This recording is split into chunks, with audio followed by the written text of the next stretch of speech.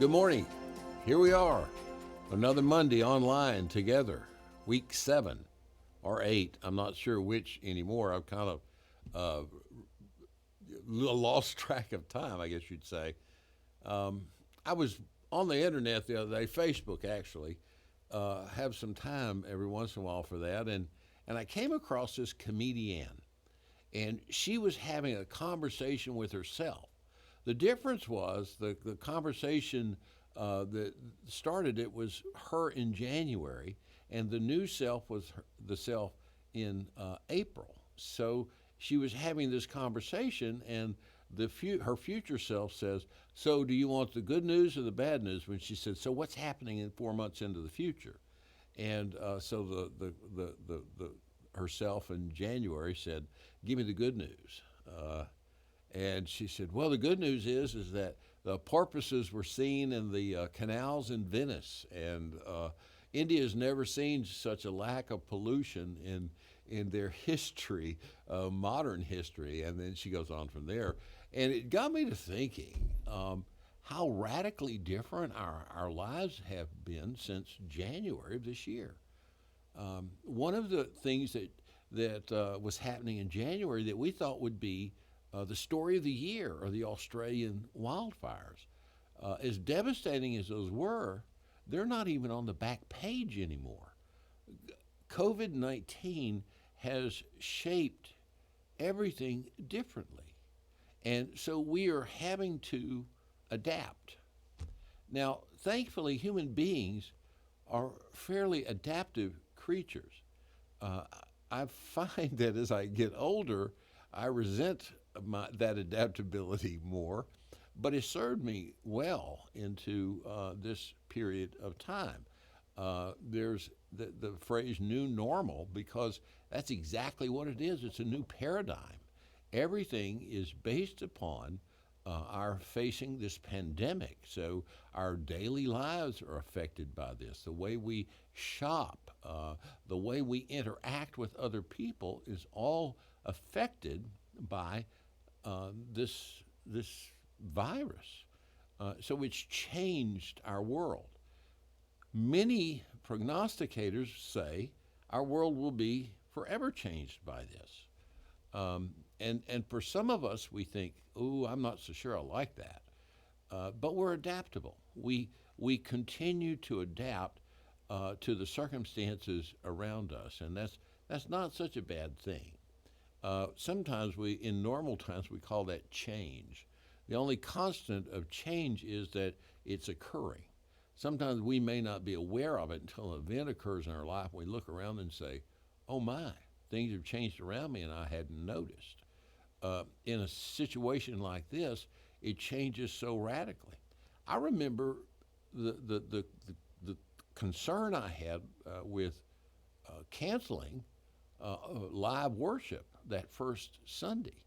And I thought, well, okay, we'll do it one Sunday, and in a couple of weeks we'll be back worshiping together. And then when I realized that wasn't going to happen, I said, well, I declared to Laura, I said, we can't have Easter worship without all coming together, pointing my finger up in the high, indignation. Well, guess what? We did. And Easter came, and Easter did what it was supposed to do, celebrate the resurrection of our Lord. We just did it differently in our homes, in family units. We celebrated that very incredible moment. Well, as we have been listening, the governors are very tentatively opening up our economy again, and most of us are sitting there thinking, have we done this too soon? Are we taking risks that we don't necessarily need to take? We've all got an opinion, I'm sure of that. We'll adapt.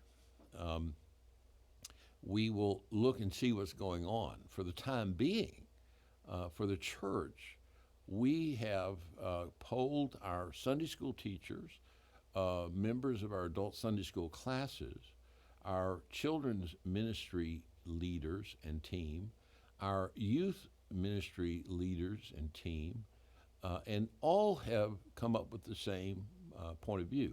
We're not willing to risk close contact at any time in the near future. So, that being said, we're going to continue online worship throughout the month of May. We're not going to be opening our Sunday school classes until sometime in the future, June perhaps. We want to see what the numbers look like after the governors have gone from stage 1 to stage 2 to see if reinfection is a real risk. We're not willing to put anybody, particularly I'm not willing to put any member of this congregation at risk.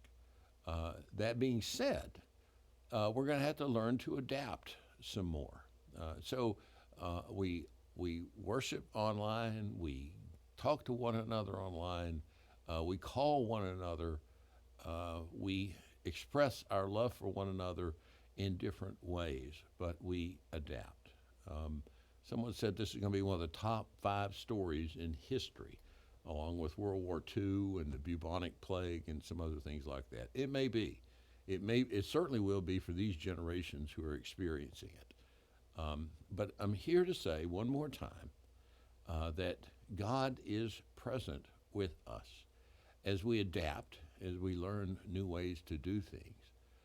We're constantly looking at ways to serve our Lord in new ways, and we can do that. We ask for patience. We ask for forbearance. We ask for understanding, and mostly grace and kindness in all of our actions and activities. So be safe out there. Learn to adapt. It's not a bad word. And I will see you again very soon, I hope. God bless.